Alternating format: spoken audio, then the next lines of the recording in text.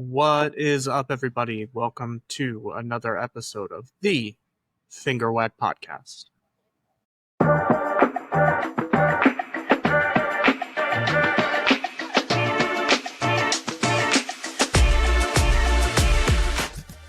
I'm again your host, Gideon Hertz. I'm excited to be back with the Finger Wag Podcast. We've got a smorgasbord today, a little news and notes episode. We'll talk about Julius at the FIBA U19 World Cup. Will be our main topic that we'll talk through with Jake Foote today. He's back to give us his thoughts on Julius, as well as some recruiting news or recruiting rumors, and we'll talk NBA guys. Not a lot on Sorber, but some good stuff coming on Micah Peavy as he gets set to start his NBA career. Without further ado, let's get it going. Welcome back to the Finger Wag Podcast. I've got Jake Foote back again. Jake, how are you? I'm doing well, Gideon. Glad to be back. We've got kind of a lot to talk about. Some random stuff, some news and notes. We'll kind of do a around the Georgetown Hoya universe here, and end with a discussion of what I think is the biggest news right now, which is Julius Halaifonua's coming off of his run at the U19 World Cup, which I think there's a lot to dive into there. But let's start in the NBA. We've got some news out of the NBA, out of our two NBA guys. Thomas Sorber officially noted that he will not play Summer League. He hopefully should be ready for training camp. All of that to be expected. Any thoughts, any surprises there for you? Yeah, exactly to be expected. OKC, neither Sorber has anything to gain from rushing any sort of recovery. One, they're not going to want him playing until he's back in shape, which means he's probably got to lose 10 pounds. And two, they're not going to ask a lot of him this year, which we've discussed in the past, that it's more of a developmental gap year where he's probably going to see a lot of the G League. So what happens over the course of the next month, 2 months for Sorber is pretty irrelevant, other than him just getting healthy and getting back in shape. So no reason for him to play Summer League. I will be interested to see if he is actually able to get back for training camp. I think training camp will be helpful for him in the long term, just to get some legs underneath him to start getting into the NBA flow of things. So we'll keep an eye on that. Our other guy, though, Micah Peavy, we've got a lot to discuss there. Well, not a lot, but a good bit. So Micah signs his first NBA contract, 4-year deal, 8.7 mil, 2 years fully guaranteed at about 3.4 million. The third and fourth year have a trigger and a team option, which are essentially just 2 team options. Great deal for Micah. That is a pretty typical second round deal, though I will say not everybody gets that. A lot of guys lower than 40 and even some above him will get 2-way contracts. So a little bit of a vote of confidence for sure from the Pelicans. Any thoughts on his deal? It's a total best case scenario for Micah. It was becoming pretty apparent in the last week to 10 days that he was going to get a guaranteed deal. The Pelicans didn't pick up the team option on Brandon Boston Jr. They waived Antonio Reeves, who had a non-guaranteed or partial guaranteed contract, who was a second-round pick that ended up on their roster from last season. And those two guys were going to be his competition for spots 14 and 15 on the roster. Furthermore, the Pelicans are right up against the first apron, which became a hard cap for them when they used the mid-level exception to sign Kevin Looney. So they really don't have any space to work with other than this second-round exception, which is the standard framework which they're using to sign Micah. But the best case scenario is what he got. He got 4 years, or up to 4 years potentially. It's not a 1-and-1 deal. It's essentially a 2-and-2 deal. Yeah, he's definitely going to get his chance to earn a role on the team and to hang in the league, which is all we could have hoped for 3 weeks ago. And crucially, not a 2-way deal. So as you mentioned, they seem fully intent on having Micah, whether he's end of the bench or firmly in the rotation. They seem pretty convinced that he is going to be on their NBA squad. Well, he could still, and he still probably will, play a lot of G League basketball. They've expanded rosters now, so you can carry 15 guaranteed deals plus 3 two-ways. He'll play plenty of G League, especially at first, but the important thing is that he's on an NBA salary no matter what. He's not on 400K hoping to get it exercised.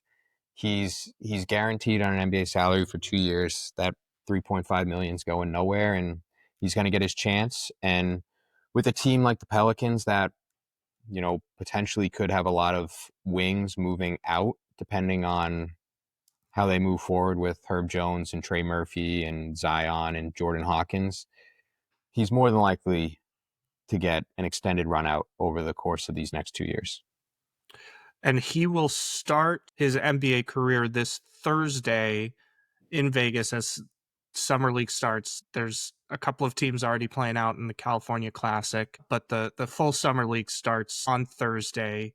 We'll have his schedule up on thefingerwag.com. Just briefly, though, the Pelicans will play the Timberwolves on Thursday.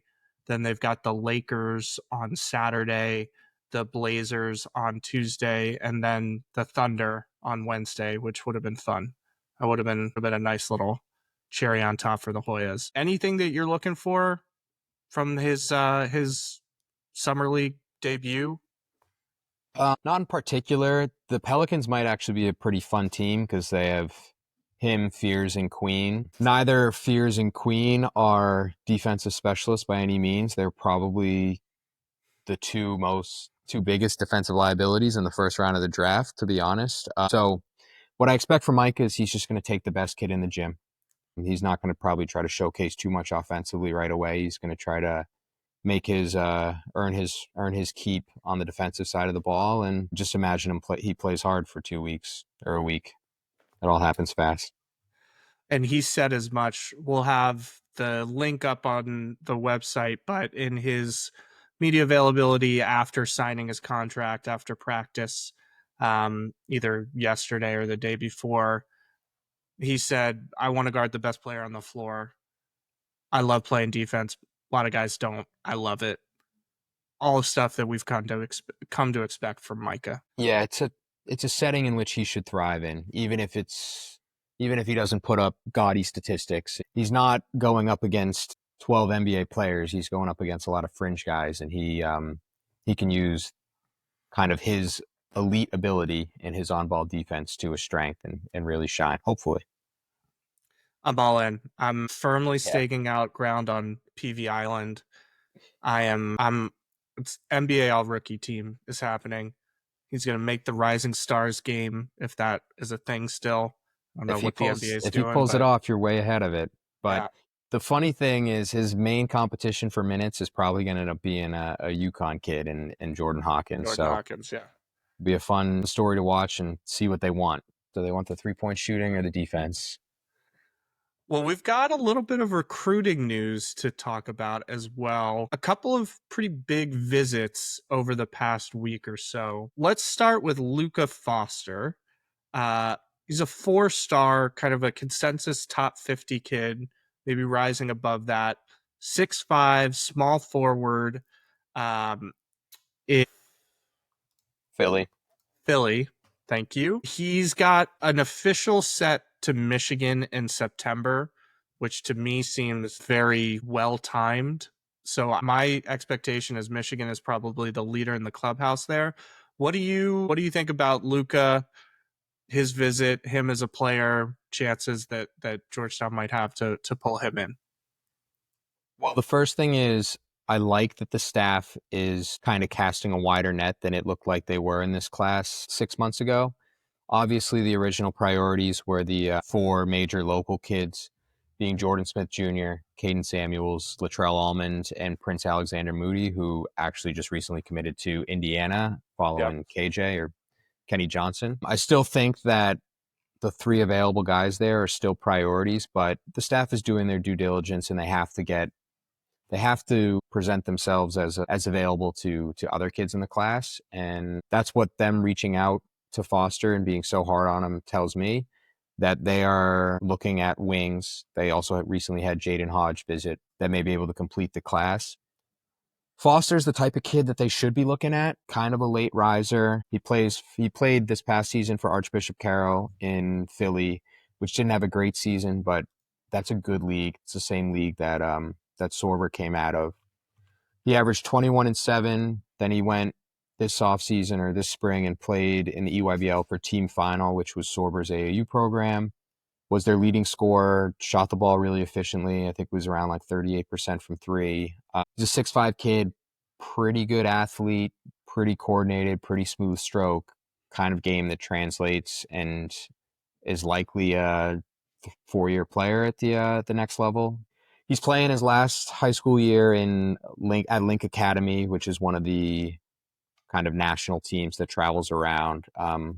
That'll be a good litmus test for him to see how college ready he is. But 247 or 24/7 has ranked him as high as 37. He seems to be trending up. We seem to be in a relatively good position, although I do agree with you that Michigan seems to also be in a really good position.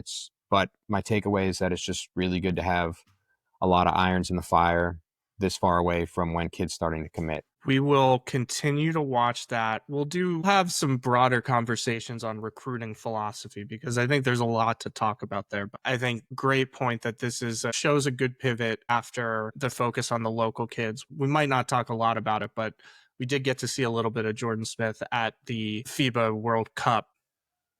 He looked great. Yeah, and I think those kids, Smith and Samuels especially, are probably so good that if they come to the staff and say, hey, this is where I want to be, there's a spot for them, regardless of if they are filling a high school class in behind them.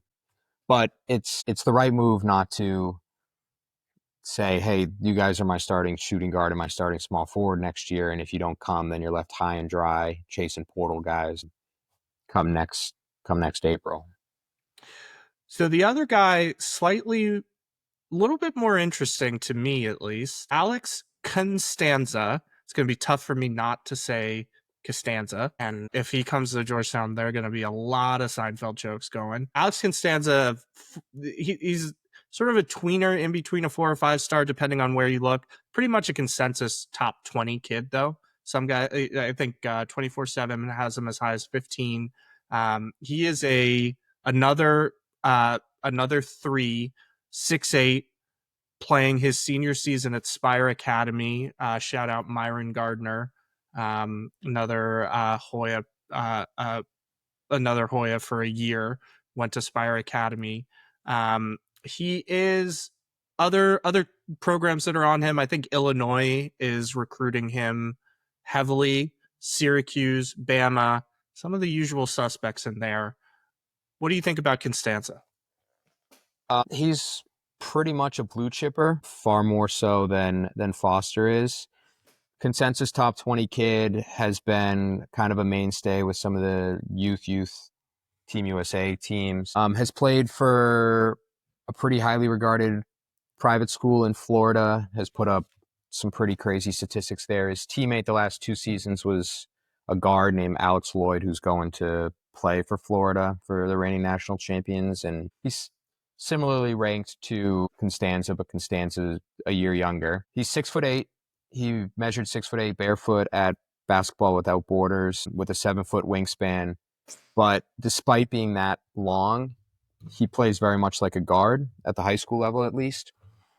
Ball's always in his hands, plays at his own tempo, can dribble it, can really shoot it, has shot better than 50% in both of his past 2 high school seasons. And he's really one of the most elite high school scorers in the country right now. The knock on him is that the motor comes and goes. You know, he's probably not as aggressive as you'd like a kid to be who's that dominant and that skilled.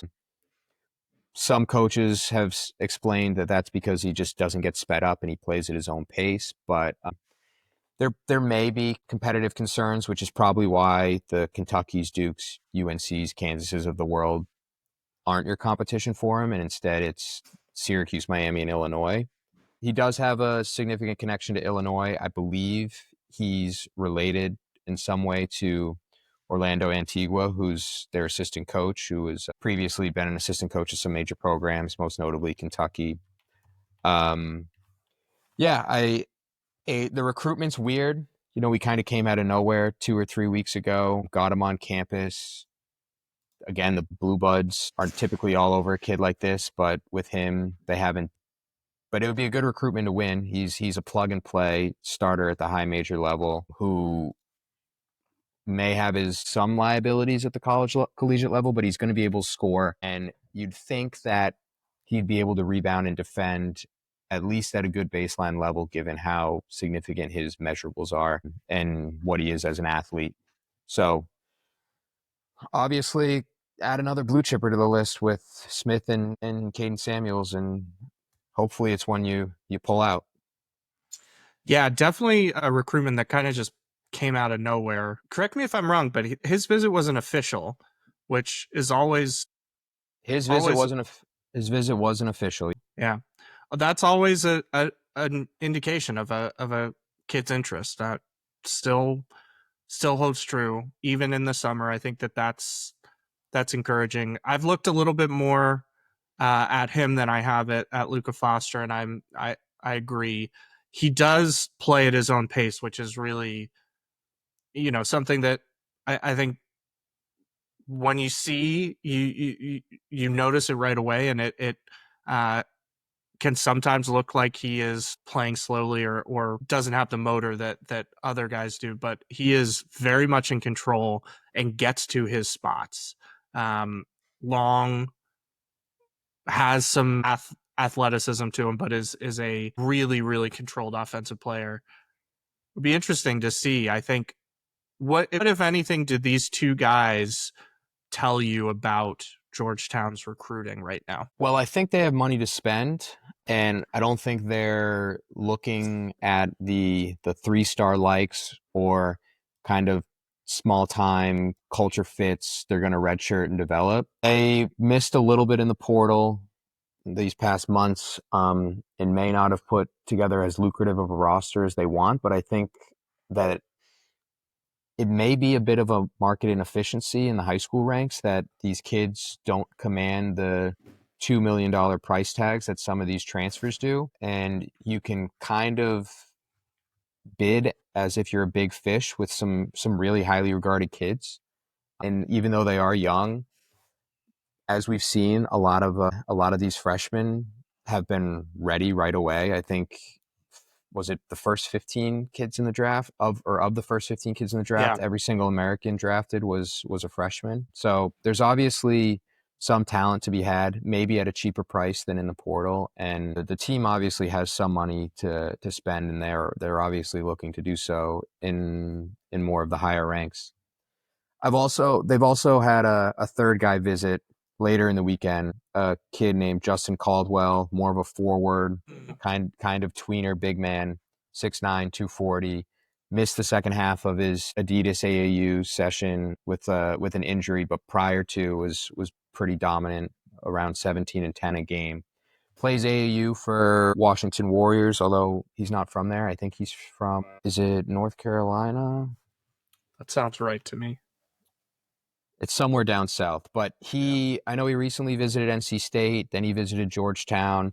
He's another late surger, kind of a little late to the party there, but obviously a good thing to get another kid on campus. So those three were the three they had. Constanza, obviously the big fish and the kid you'd want the most. I like your market inefficiency point because I think, as you say, a guy like Constanza probably is at this stage out of your league a couple of years ago, where a Kansas, Duke, UNC, those guys are prioritizing him. And I think even before NIL, they're probably prioritizing him despite the motor concerns. Now you're allocating some of a good portion of your NIL funds and roster spots to transfer guys, pushing some of those, that top 20 kid who was a slam dunk 5 years ago for you is now a question. And so there is a little bit of a gap there potentially for a program like Georgetown, like in Illinois, to step in and say, we've got a spot for you. Come play for us. Yeah, 100%. It's in years past when Duke and Kentucky would take 5 to 6 freshmen. Now they're taking 2 or 3. They're being much more selective about it. And likewise, if those schools are given the choice of the 20th ranked kid in the country or a kid that scored 15 a game and already playing high major basketball, they're going to take the older, more mature, sure thing. So yeah, it's going to lead some high school kids, not only at the top level, but at the mid level and beyond, to fall through the cracks. And I do think it's a good place to be hunting. Now, Yep. hopefully it reaps its benefits. We will watch that. We will have coverage of it and see if either one of those guys or Caldwell commits. We will have it covered. Let's transition now to a topic I'm really excited to talk about, because I personally locked in, watched almost I actually did watch. I didn't watch the USA game live, but I watched it. I watched the recording of it. So I saw all of Julius's games in the knockout rounds. So he competes in the FIBA U19 World Cup for New Zealand. He averages for the tournament 10 points, just over 5 rebounds, 2 assists, just under 20 minutes a game, which we'll talk about. But as you noted, I think, and noted on Twitter, in the knockout rounds, he bumped that up to 16 points per game, over 5.5 rebounds, 1.5 assists, and over 2.5 blocks per game. He was frankly kind of a monster against teams like Slovenia and Switzerland, who just did not have the size to keep up with him. And notably, he looked, the USA eventual champion blew out New Zealand by 60 points, and it was brutal.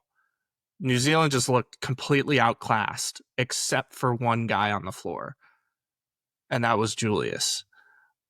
I'm really hyped about just how he looked. We'll get into all of it, but tell me sort of what is your big takeaway from his FIBA run? I kind of go back and forth. He definitely stuck the landing with those last 3 games against probably the 3 best teams that they played. But he started not all that great. His first few games, he didn't really make himself known that he was the biggest kid out there, pretty much the most skilled kid out there. And he wasn't using his size to his advantage.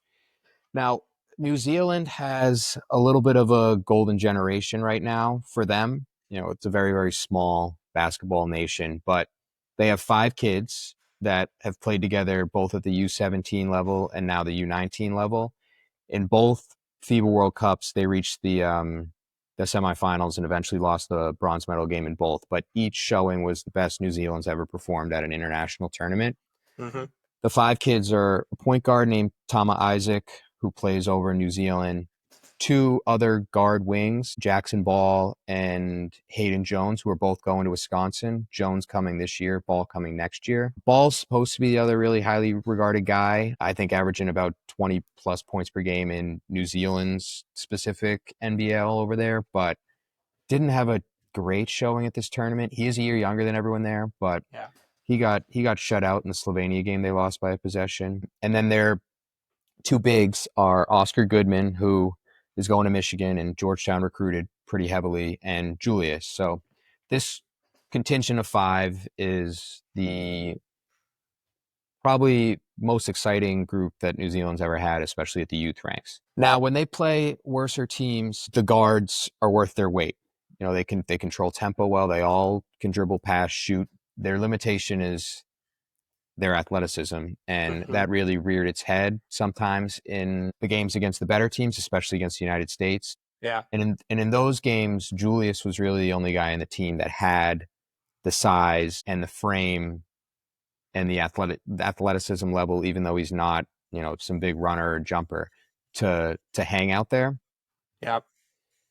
So I do think that's a positive, that when faced with better competition, he looked like he belonged. But I do wish that he kind of asserted himself more often and was one of the more dominant bigs in the tournament. Some of the other more dominant bigs in the tournament are kids that are going to be playing college basketball this year that you'd hope he'd be in line with. So I'll give him like a B, but grading on a curve that was expecting him to be one of the better guys there. Yeah. I think for sure he started slow. I chalk that up a little bit to just, he's coming off the injury. Maybe it's making excuses for him, but it's his first real game speed action in a while. I get it. I also, every time I watch New Zealand, that team is very, very guard driven and to a point that it's just like, particularly against a team like the US where the guards are just out of space, have no time. You saw they got completely shut down. So maybe there's some style of play stuff that Julius could have benefited from.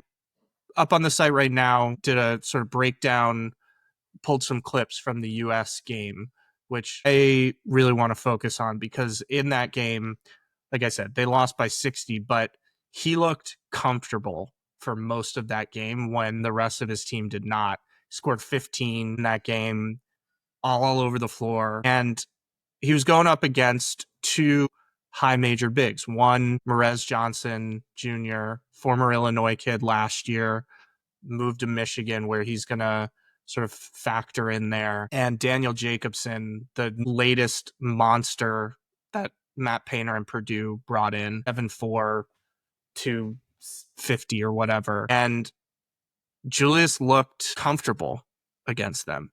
What did you take away from the US game specifically? Yeah, I was honestly surprised how well he looked against them physically and athletically. Morez is a monster. Going to Michigan, he's strong. He can really jump, really long arms. He's going to be their primary center on one of the best 5 teams in the country. Julius, first play of the game, went right at him, scored right over his left shoulder, and he scored a few baskets in a post up isolation against him, which bodes well for when Julius gets back to the States and is playing college again. That if he gets a big man on his back, especially one that's 6'9", that he's going to get where he wants, and it's just going to be about finishing it. Defensively, really difficult to grade him in the American game just because New Zealand didn't have a guard that could stay in front of an American guard. So he's not only is he trying to stay hip to hip and use his physicality against the American bigs, especially rebounding, but he's being asked to help. In many case scenarios, he just didn't really help, which can give Georgetown fans a little bit of a scare, given that we've had 2 other centers in Fielder and Cook the last 2 years that weren't the most willing help defenders. But what he has that they don't have is the fact that he's 7 feet, probably like 7'1" wingspan, and he's strong and with time won't be able to get moved off his spot. But I still have tempered expectations about the defense, especially as a freshman, just because he moves a heck of a lot better than he did 9 months ago, but he's still not the quickest of guys, and he's not going to be a vertical rim protector at all. So I'm kind of zigzagging off the point here, but what the American game showed me is that he's going to be able to score in the post against most American big men, and he doesn't get sped up. Yeah, I'm with you. I saw flashes of it defensively though. I I do think, I mean, they ran him mostly in a drop and it was they asked him to do quite a bit to cover a lot of ground to help and then recover back. And the guard was just completely blown by. They won by 60. They scored 120 points. So nobody played great defense, but I was actually really I was pretty encouraged by his defense. There's a couple of individual clips, and it's always tough taking, something from an individual play, but there's a couple of plays where he, he's not quick, but he reads the game pretty well. And so he's gets back to the right spot. There's one clip where I think it's Brown goes up and he's able to help off of the pick and roll and contest and basically block the shot. and then go down on the other end. And my favorite clip of the game for him is he gets into a post up, waits, and then hits a cutter for a wide open floater that just looked like, if I'm Malik Mack, if I'm, Langston Love, I'm like, that's the shot that I want. Waited for the double to come. Really, really smart pass. And there were a lot of those that I was impressed by his IQ. I was impressed by his feel for the game. And I agree he needs to get stronger, needs to get faster. But I was kind of sneaky impressed by his lower body strength. Against guys like Jacobson, he was strong in his lower half. The biggest issue I saw was his hands are all over the place, and he got called for a ton of fouls by just virtue of his hands being where they should not be, and that really was an issue for New Zealand throughout the tournament. Again, he played less than 20 minutes a game. He was pretty much perpetually in foul trouble. That's going to be something that has to get fixed, because he's good positionally, but his hands are just everywhere. Yeah, there's a couple things there. I agree with you that the feel for the game gets an A+. He's the absolute best thing he's got is his passing. And as he becomes bigger and better as an upperclassman, hopefully you still have him, he's going to be really difficult to double team. You're probably going to need to, because he's going to be such a good offensive player, but he'll pass over that and make the right play 10 times out of 10. As far as his fouling and his lower body's concerned, he probably lost 50 pounds or so, maybe even more. Yeah. And which shows he's able to move quite a bit better than he used to. He was pretty good in all these fourth quarters. He definitely wasn't huffing and puffing the way he was in the 6 games he played in the fall. Yeah. But he definitely could afford to put on the 15 or 20 pounds that, for example, that Sorber put on after he lost the weight his senior year of high school, because he doesn't really know how to use his body the way it's constructed right now. He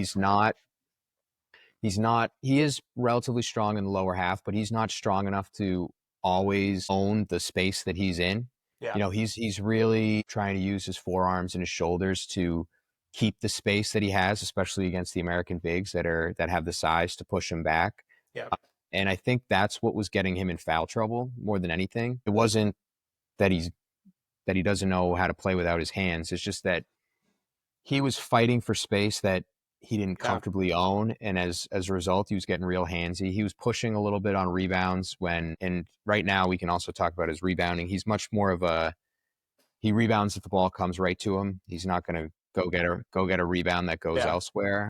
But this is all stuff that's going to come in time. He lose 50 pounds. You're not going to be as strong as you once were. You're going to have to take the time to put that strength back on. Yeah, and FIBA refs blow everything. Yeah. So the Americans, especially in a conference like the Big East, typically let the big men push each other around a little bit more than that. Yeah.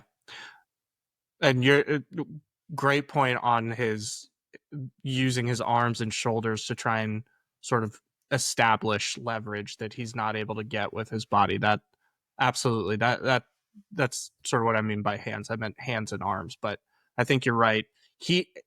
I'm with you on the rebounding. It's kind of more of a team rebounder right now. He'll block out, but he won't block out and go get a rebound. He'll block out to have other guys clear the 100%. boards.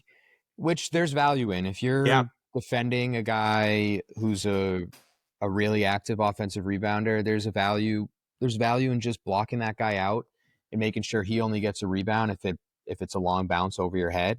But our team 1 through 4 is going to probably be pretty small compared to what we have at the center position, and we're going to need our centers to rebound unless KJ Lewis is getting 8 rebounds a game as a guard. One other thing I noted, and this is a pet peeve or a specific interest of mine, is screening. Guys in the college game, I think the screening is generally so bad.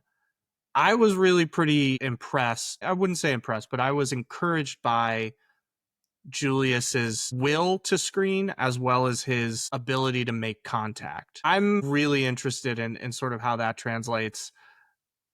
Screening is a two-person dance. It's as much about when the guard is going and positioning as it is about the screener. But he was able to make a lot of contact and was really willing to set good hard screens that I'm excited about from a big, because I just think that is added market inefficiency at the college game from my perspective.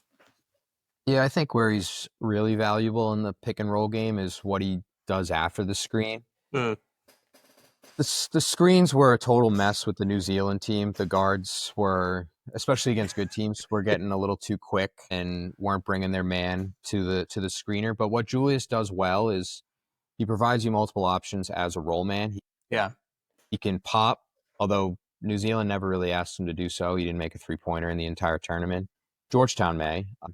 And he can slip and he can roll, but where he's going to be really dangerous is in that little slip where you can get him as a short roller 15 feet from the hoop, because he has an ability to make the pass off the catch, and he has the ability to make a mid-range jump shot too. I don't think he's a guy that's going to be limited to at the basket and at the three-point line. He hit a couple of pretty nice coordinated turnarounds at the Uh-huh. elbow. So he's offensively, the sky's the limit. The total package might not come together till 18 months from now when the body's totally right, but very encouraged by all the tools that he has to offer on the offensive side.